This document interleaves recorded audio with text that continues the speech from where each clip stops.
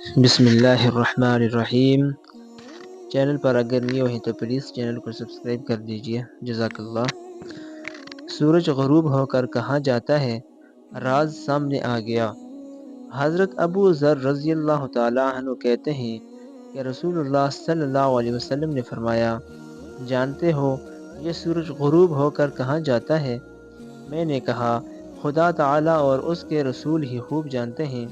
آپ علیہ السلام نے فرمایا، وہ عرش تلے جا کر خدا تعالیٰ کو سجدہ کرتا ہے، پھر طلوع ہونے کی اجازت طلب کرتا ہے تو اس کو اجازت دی جاتی ہے، اور قریب ہے کہ سورج سجدہ کرے اور قبول نہ کیا جائے، اجازت طلب کرے اور اجازت نہ دی جائے، اور سورج سے کہا جائے کہ جہاں سے آیا ہے وہاں سے لوٹ جا، پس آفتاب مغرب کی طرف سے طلوع ہوگا۔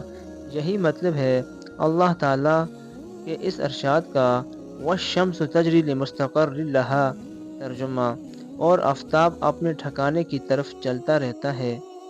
آپ علیہ السلام نے فرمایا، اس کی قرارگاہ عرش کے نیچے ہے۔